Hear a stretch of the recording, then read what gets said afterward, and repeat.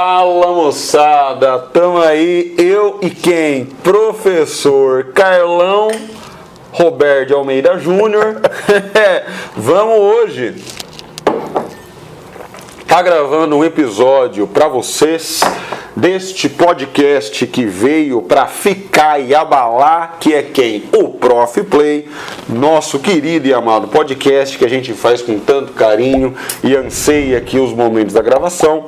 Hoje vamos estar falando sobre um assunto que tem perturbado muito a população de estudantes do Brasil, sobretudo estudantes de escola, estudantes secundaristas, que é esse momento onde as avaliações estão sendo um verdadeiro terror na vida das pessoas e ninguém está sabendo avaliar direito este tipo de situação. Então o tema é: avaliação não pode ser terrorismo, avaliação é para ajudar a tua vida, não é para atrapalhar. Vamos abordar esse assunto, mas antes vamos faturar, porque a inflação tá alta, o litro de gasolina tá R$7, daqui a pouco eu vou abastecer meu carro com Jack Daniels, que vai ficar mais barato.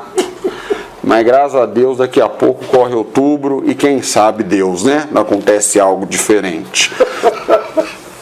Primeiro patrocinador que a gente queria falar, moçada, são os amigos de uma empresa aqui de Marília chamada Fiori.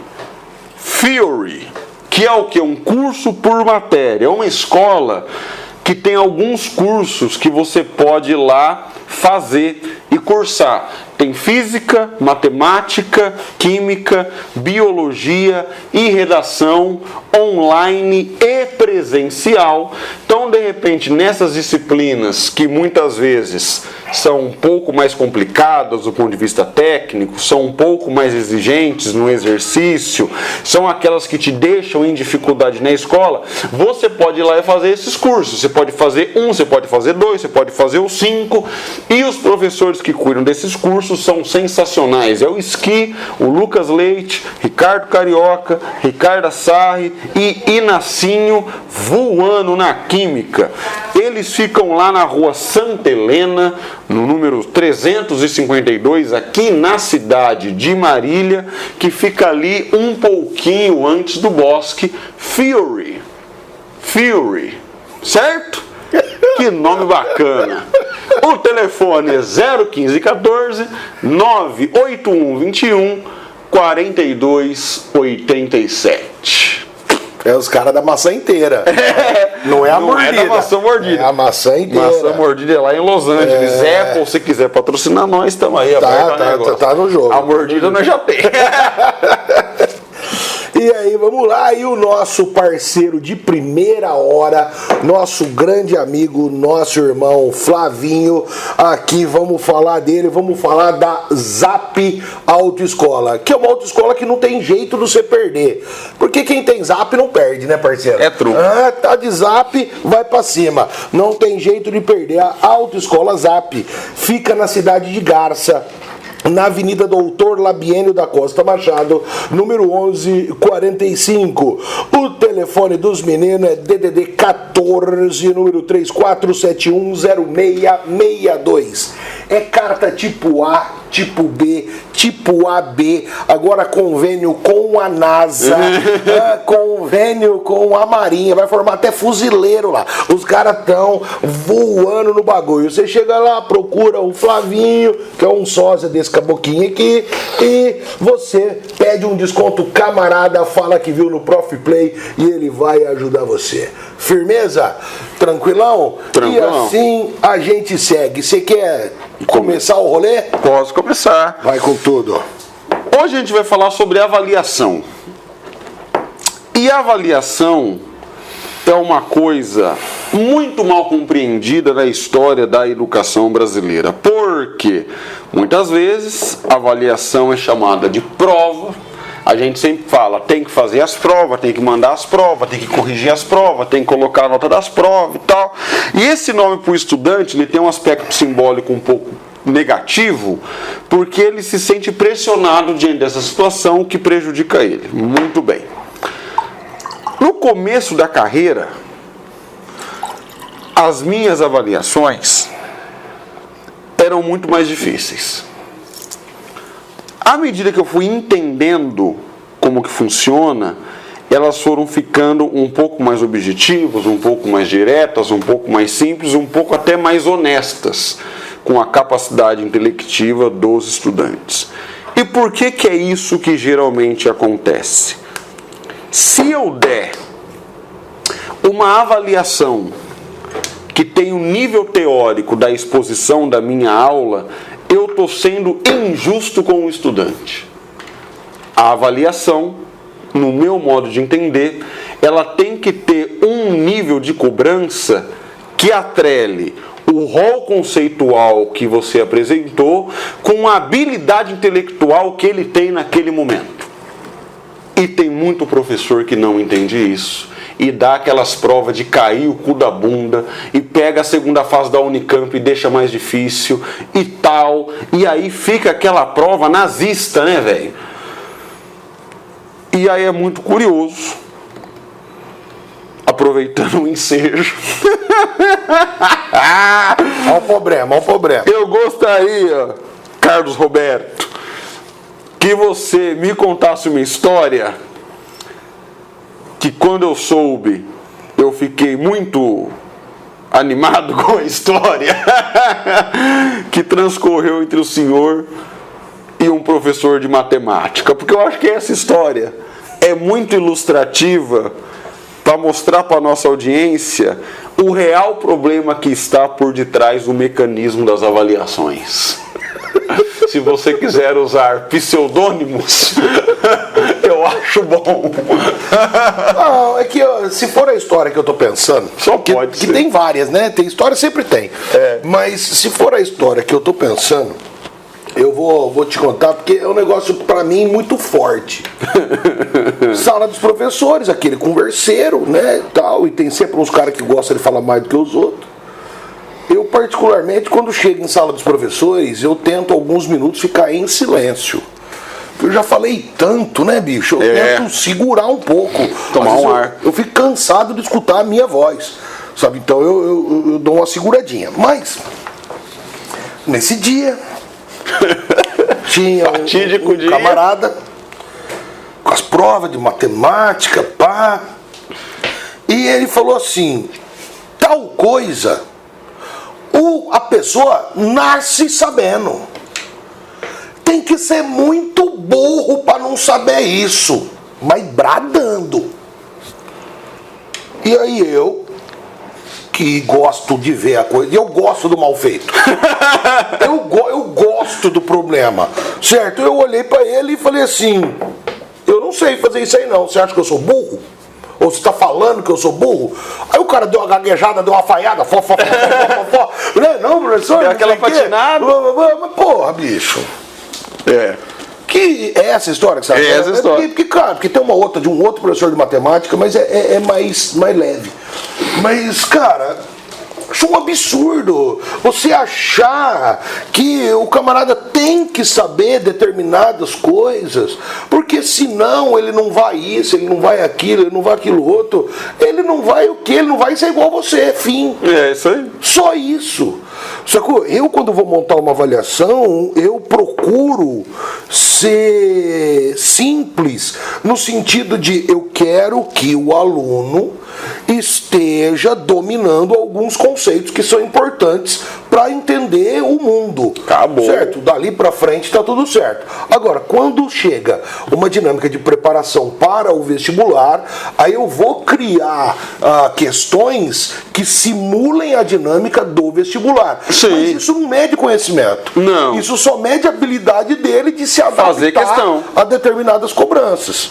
Certo? Aí é outro rolê. E eu gosto dessa história porque ela mostra o seguinte: eu não acho muito natural o estudante que vai bem em tudo, porque na verdade ele não vai. O estudante que rende nota alta em tudo, ele é um bom memorizador.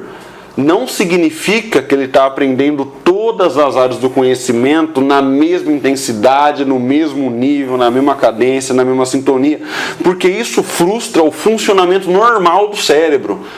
Porra, meu parceiro, você é bom de texto, você é bom de biologia, você é bom de... No que mais que você é bom? Você está entendendo? E a educação do país, ela vai acontecendo de tal maneira dentro desse script de avaliações, onde essa coisa de que você precisa ser um cara bom, ótimo, brilhante, excelente em todas as disciplinas se transforma numa virtude. E eu acho que não é uma virtude. Eu acho que a gente precisava, na experiência escolar, normalizar a ideia que é normal, inclusive, você não entender tudo e você ter debilidades, porque todo mundo é débil em algum assunto, todo mundo ignora alguma coisa. E eu sempre pensei nessa porra. Aí um dia eu fui prestar um concurso que caía alguns filósofos da educação e tem um texto lá do Edgar Morin. Quando virou o século, a Unesco contratou o cara para escrever um livro sobre educação do futuro. E ele me escreve: os 7 saberes fundamentais para a educação do futuro. Um dos saberes é: saiba que você não vai saber tudo. Você está entendendo? E aí é muito louco, porque o que eu faço? Eu falo assim para os estudantes, eu falo: gente, minha prova é fácil. Não vai ter problema, vai ser facinho, você vai conseguir. Eu imprimo na cabeça dele a ideia que está no alcance dele. Aí o que eu faço? Uma prova normal. Só que ele vai imbuído da ideia que vai ser fácil. Ele bagaça a prova, porque ele está psicologicamente seguro para aquilo. E aí as minhas notas baixas são muito poucas. E mesmo assim, de vez em quando acontece. Um 2, um 1,5, um 3, de vez em quando acontece. Aí eu chego no estudante e falo assim: o que aconteceu? Ah, eu não tive tempo de estudar, eu... nananana. Eu falo: então, mas veja, das 10 questões, se você não tivesse estudado nada, 0, nem um segundo, com aquilo que a gente falou na aula várias e várias vezes, umas 5 dava para você ter acertado. Porque aqui, ó, tá no seu caderno. E aí eu vejo que muitas vezes o cara não conseguiu performar legal na prova, muitas vezes é por uma questão emocional. Sim. Então, não é uma questão de conteúdo, é uma questão psíquica. Então, o que seria legal da gente falar, eu gostaria que você falasse sobre isso, que você tem um projeto desse com o Dan.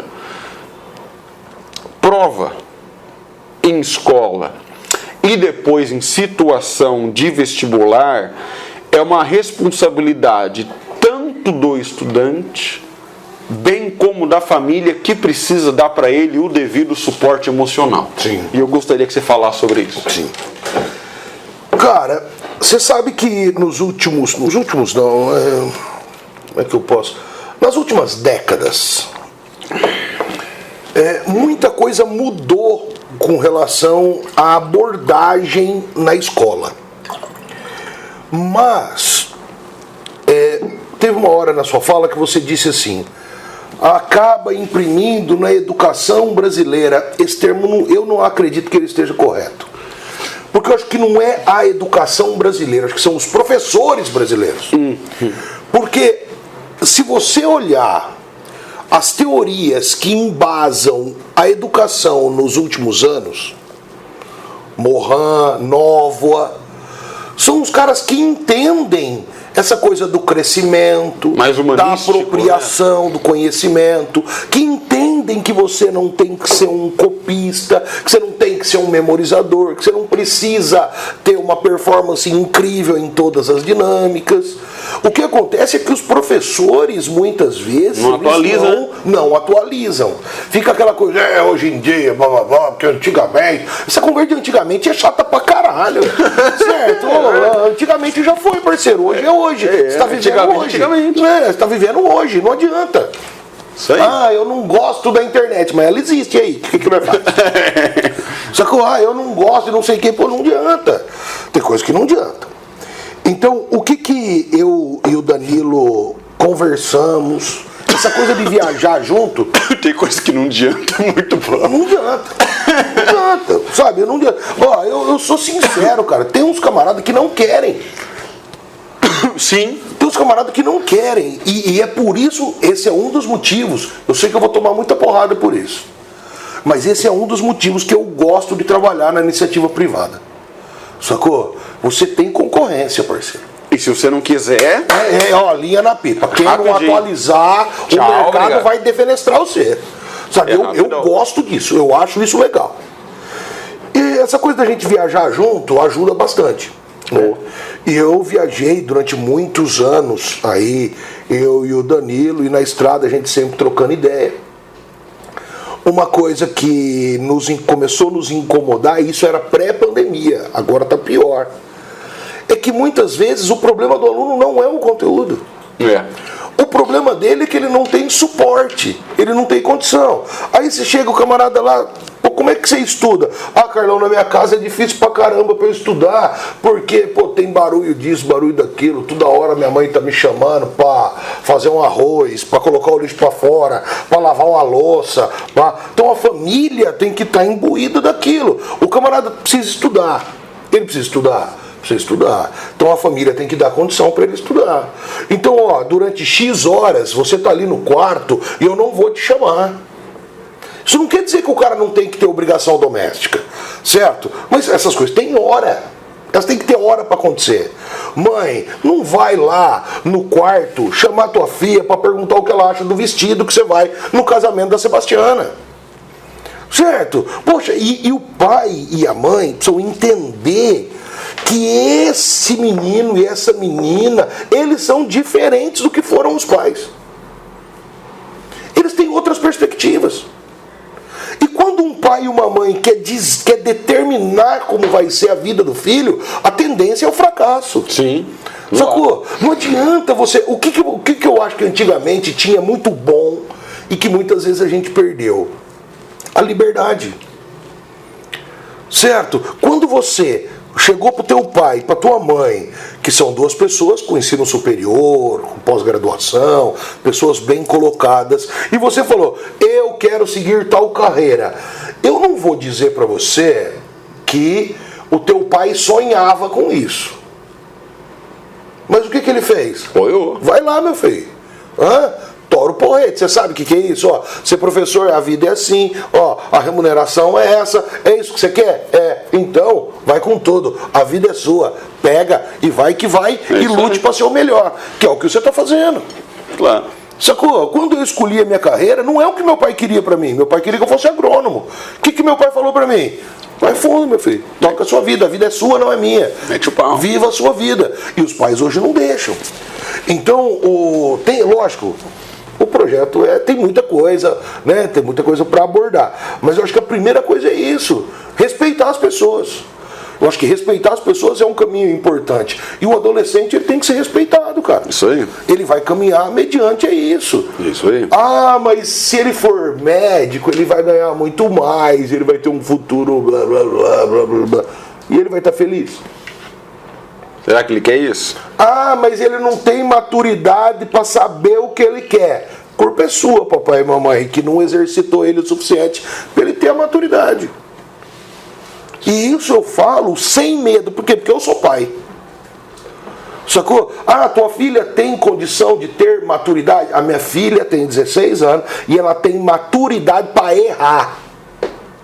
Acertar você não precisa ter maturidade. Gostoso acertar. O foda é errar. E ela tem maturidade para errar. O que vai acontecer se ela errar? Volta para trás. Tenta de novo. Dá seus pulos. Se vira, você nunca errou. Não, pô, errou pra caramba. Então acho que isso é uma parada importante. Sim. Esse negócio de encarar o erro, cara. Hoje parece que a gente tá perseguindo os matemáticos, né? Eu tô numa escola aí, corrigindo prova. Escola essa que quando tem prova não tem aula, aí você já recebe a prova, corrige ali mesmo, já vai embora feliz e contente e não leva pra casa. Eu tô lá, mesa dos professores, corrigindo prova. E a porra da escola fazia a prova num caderno, assim, de almaço, que você tinha que ficar virando as páginas. Então demora, né? Processo braçal. E eu lá, E as nossas provas é meio demorado para corrigir, né? Porque a gente dá aula de humanas, às vezes, uma pergunta tem 3, 4 respostas certas. E às vezes você está preocupado em ajudar o estudante, valorizar o que ele escreveu, você fica lá caçando certo, né? E do meu lado, um professor do qual não vou citar o nome, que não vale a pena. Cara, já viu professor de matemática corrigir prova, parceiro? É pá, pá, pá! É 30 segundos, ele corrigiu 5 provas. Os cara é ligeiro. É X sobre 2, né? E eu lá... E vai que vai, né? E eu trabalhando nas questões, né? O cara olhou pra mim, falou: por que você demora tanto pra corrigir essas provas? É porque tem muitas perguntas aqui que tem mais de uma resposta possível. Ainda fui humilde, né? Não criei problema. Como assim? Não tem o certo e errado? Falei, às vezes não. Às vezes tem os certos e os errados. Às vezes a resposta começa certa e termina errada. Às vezes começa errado e termina certa. E aí, eu vou dar 0 em tudo? Eu preciso ter sensibilidade, né? Ele falou assim, não, tem o certo e tem o errado. Ou é 0 ou é 1 a questão. Falei, em matemática? Pode ser assim, em química, pode ser assim, em física, pode ser assim, em biologia. Mas humanas não é assim, não. Ele falou assim, então não tem o certo, não tem o errado? Eu falei, não. E o cara foi ficando puto comigo, eu fui ficando puto com o cara. Eu falei, guerreiro, qual que é o nome desse objeto aqui? Eu falei, de jeito. E coloquei na mesa. Aí ele olhou, falou, caneca. Eu falei, muito bem. Qual que é o nome desse objeto aqui? Ele falou, caneca. Eu falei, tá do mesmo jeito, por acaso? Aí ficou olhando pra mim assim, com aquela cara de paçoca dele. Eu já fiquei puto, já levei as provas embora, já fui pra casa, já atrasei a correção. Mas assim, é uma vontade, cara, de punir os outros. Puta que pariu. Que eu acho que gente que gosta de punir devia trabalhar com outra coisa. Se você gosta de pena, de delito, vai trabalhar na polícia penal. Lá tem um monte de gente para penalizar dentro da lei. Agora, se você trabalha com um negócio que o que está em jogo é a construção e você gosta de punir, porra, você está no século errado, bicho. Uma vez eu estou em Assis, escola falida lá, me fudendo sem receber. Rapaz, situação difícil, dando muita aula sem receber. Essa é a parte ruim da iniciativa privada, às vezes acontece. Acho que era o terceiro mês já que não me pagava e minha bolsa tinha acabado, eu devendo os cartões de crédito e aquele veneno, né? Aí, corrigindo prova na janela, um professor de física, eu te juro por Deus, cara, eu vi isso acontecer. O cara corrigia a prova rindo dos alunos que erravam. Aí, esse cara que burro, olha, não disse, mas isso aí é uma égua, uma marchadeira. E o cara, ele ia gozando no prazer do erro do aluno dele. Que ele que ensinou o cara, bicho. Mas isso é a... Rapaz do céu. É o cara que tá dando aula no século XIX, né? Nossa, cara. Nós já estamos no 21, mas ele não percebeu. Eu pensei, puta, irmão do céu, só quero distância. Isso aí é bastante complicado. E eu vou te falar uma coisa. Daqui pra frente vai piorar. Porque o professor continuou o mesmo. E o aluno vem obrigatoriamente com mais complicações. Claro. Temos basicamente 2 anos de estudo online, que não é algo que encaixa muito bem com adolescentes, pelo menos não no Brasil. Não sei em outro lugar do mundo, mas aqui no Brasil não é uma coisa que funciona bem. Plenamente. Né? Que legal, pá. O cara tem que ter uma maturidade muito grande para ficar assistindo aula online. E o aluno vai chegar com mais deficiência. O aluno vai chegar com mais problemas. Ele vai chegar com uma base pior. E se você não tiver condição de lidar com esse aluno, você está fora. Você tá fora. E os caras ainda não perceberam. Tem muita gente que não percebeu. E que quer só punir. Uma vez que o estudante não gosta de você por algum motivo que você deu, você tá fudido. Porque pra você virar esse jogo... É complicado. Os bichos pegam ar, pegam asco. Agora, veja só. Uma coisa que eu não sei se eu já falei sobre isso aqui, mas que é uma luta minha, uma cruzada minha para os próximos anos. Fazer o aluno reaprender a assistir aula presencial. E assistir aula presencial é um momento que é preciso desconectar do mundo. Você ficar naquilo, né?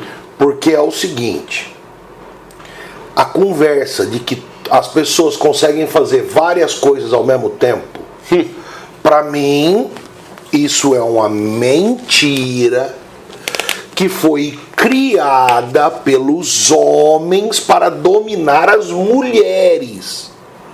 Isso foi sendo incutido na cabeça de muita mulher, de que ela consegue fazer várias coisas, para quê? Para ela dar conta das crianças, lavar, passar, cozinhar. Isso é um processo de dominação. Ela consegue fazer várias coisas ao mesmo tempo. Aí o homem não, olha como ele é burro. Ele só tem que trabalhar fora, porque ele não dá conta de fazer outra coisa. Em casa ele não consegue lavar a louça e cuidar da criança. Isso aí, pra mim, é um migué do migué. Do migué do século. E aí, bicho, sinceramente, você tá prestando atenção na aula e ao mesmo tempo respondendo o WhatsApp, você não tá fazendo uma das coisas que você não tá fazendo direito. É isso aí. E provavelmente a aula que sai perdendo. É isso aí. E nesse contexto, eu acho que a gente precisa lutar muito, escola, educação, família, para ensinar os caras a assistir aula. Elemento 1, elemento 2. Entender que 2 anos conectado na telinha deixa você viciado. Isso aqui vicia, que é uma benção. Lógico, é uma droga. Isso aqui vicia, que é uma maravilha. É só prazer, é videozinho de 15 segundos. Engraçadinho. Né? Tem um agora que eu não sei como é que é. Bate de lado, como é que é a dancinha? Não sei como é que é. Eu já vi várias vezes e não aprendo. Eu sou meio burro com essas coisas. Mas é não sei o que, gira, bate de ladinho, pá, um negócio assim. Aí você fica vendo aquilo, aí tem 70 mil pessoas fazendo aquele bagulho, certo? Olha que legal, olha que coisa. Você fica dentro daquilo e, porra, você não vê o mundo. E só informação curta. Aí chega nós, meia hora, Guerra do Vietnã. Você acha, bicho? Como é que faz? Certo? Vai o tonto aqui explicar pro cara, desde a diáspora na Terra Santa até os atuais conflitos na Palestina. É uma vida que está envolvida ali, certo? Então é muito complicado. Carlão, mas ele tem que saber do conflito na Palestina? Tem. Por quê? Porque envolve a vida dele. Tá morrendo gente. Ele tem que saber tudo. As guerras, guerra dos 6 dias, guerra do Yom Kippur, a guerra, conflito árabe-israelita. Ele tem que saber tudo? Não. Mas tem que saber a panorâmica, né? Mas ele tem que ter uma noção do